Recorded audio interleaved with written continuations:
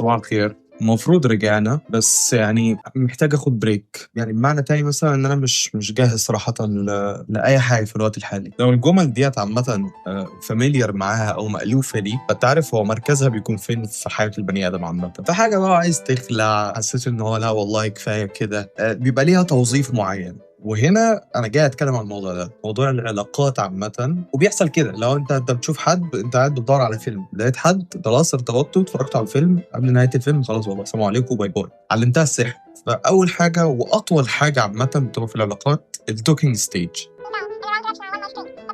العلاقات زمان كانت عبارة عن إعجاب، تعارف، خطوبة، جواز. خلاص دلوقتي في حاجة في الأول لازم نبدأ بيها، وهي حاجة مطاطة حبتين ثلاثة. يعني هي ممكن تقعد معاك مثلا من أسبوعين، شهر، ل6 سنين أو 5 سنين. وبيبقى في دايما طرف اللي بيفضل التوكينج ستيج دوت. هو بيبقى حد خلاص هو قاعد بيتكلم ومش عارف ايه، وبحبك وهنتكلم قبل ما ننام بقى، وهنلعب مع بعض، ويا لهوي مش عارف ايه. وفي نفس الوقت هو ما عندوش التزام، يعني هو مش ملزم بحاجة. تيجي مثلا حد التاني، هو احنا ايه؟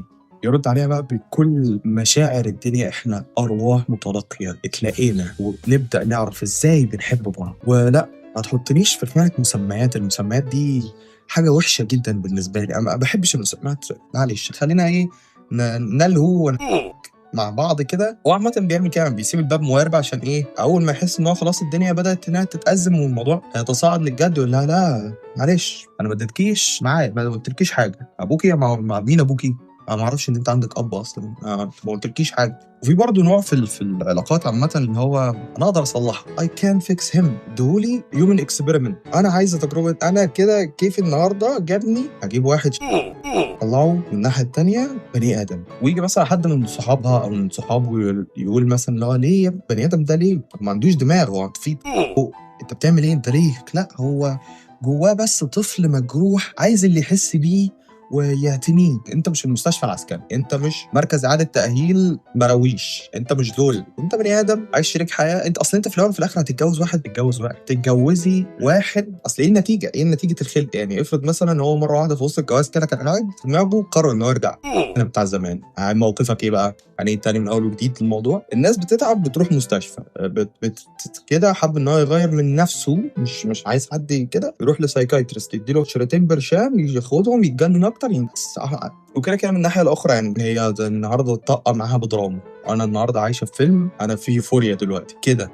او والله العظيم كنت اعرف ناس قسما بالله ما يهون عليهم يوم عادي، يوم كده قاعدين فيه صباح الخير صباح النور، ناكل نشرب ننام، لا ده بالنسبه لهم ملل. انت ازاي في دوده بتلعب يقول له لا انت ازاي تعيش يوم كده كامل؟ وبالكلام على الشخص اللي في دوده بينقلنا لثالث نقطه، الا وهي انت ازاي تبوظ حاجه ناجحه، علاقه ماشيه تمام سويه، كلموا مع بعض بتناقشوا، ما بيقولكيش انا الراجل وهتقول له لا انا الست، ويقعدوا بقى ايه يخشوا نقاش يفرضوا رايهم على بعض. كلموا عادي، بني ادمين طبيعيين عندهم عقل بيتكلموا. يجي بقى الحد اللي هو اللي فيه الدوده ده، لو لقى ان الدنيا ماشيه عادي كده، لو ايه ده، انا اهلي كانوا بيضربوني وانا صغير وكل علاقاتي فشلت، ازاي في علاقه ثابته؟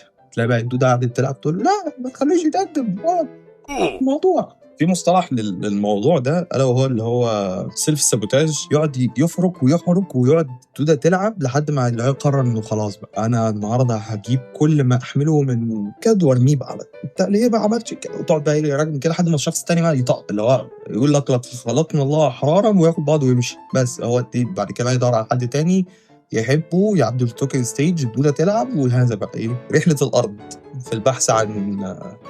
وعامة يعني في وجهة نظري الكونكلوجن ما بعد كل ده، طبعا في حاجات كتير تانية، ده كده بشكل مبسط ينقلنا الكونكلوجن تاني اخر، الا وهو الفرق ما بين شخص جاي يدوك على نفسه وشخص تاني هو جاي بجد، جاي داخل سلام عليكم يابا في ايه عندك واحدة هنا خاتم شكرا. فالفرق ما بينهم واضح وصريح. الشخص اللي بيقعد كده يلعب، ان كان بقى هو الدوده او في حد فيه دوده، بيحب بقى ان هو ايه ما يظهركش معاه، ما يعتبرك كده كاللي هو انت حد بتاعي. ولما تيجي تكلمه يقول لك لا صور ايه اللي ننزلها مع بعض؟ انت عايزنا نتحسد؟ لو نزلناها خلاص كل واحد هيروح لحاله، تاني يوم بعدها بساعه ما عرفكش على اهله، ما على اصحاب، تحسوا ان هو خلاص هو مقطوع، بيجي يقابلك بعد كده ياخد بعضه يمشي، القصه خلصت راح لحاله. ودايما تحس ان انت تشحت الاهتمام او ان انت مش كفايه، اللي هو تبدا بقى ان انت لو مش تعبان انت هتتعب وتروح لثيرابيست، وثيرابيست يحولك لسايكايترست، ويدوك دواء يجننك. اما العلاقات اللي بجد انت عارف ان هي بتبقى ماشيه ازاي، وانت عارفه هو بيبقى ماشي، او هما شخص عارف راسه فين وباقي اجزائه فين، وفاهم هو جاي داخل عارف ان هنا في اب في عيله ومش عارف ايه وبتاع. والاهم من ده ان هو ما يسيبكش تفكر لثانيه ايه اللي بيحصل ده كده. ولو لقيت نفسك في علاقه انت بدات ان انت تفكر بقى في المواضيع، وبدات ان انت كل يومين في حاجه غريبه بتحصل، شنطتك يابا حط فيها هدمتينك وشريطين البرشام اللي الثيرابيست كاتبهم، وتاخد بعضك تتفلت تروح بقى ايه ارض الله الواسعه. مش عارف تعمل ايه تاني، بس تروح يعني.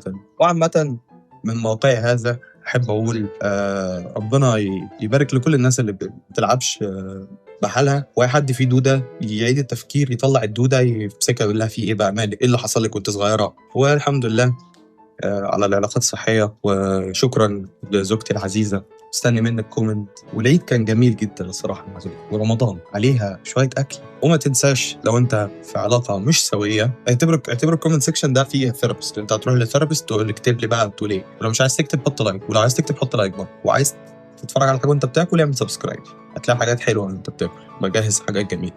وبس، شكرا والسلام عليكم، باي باي.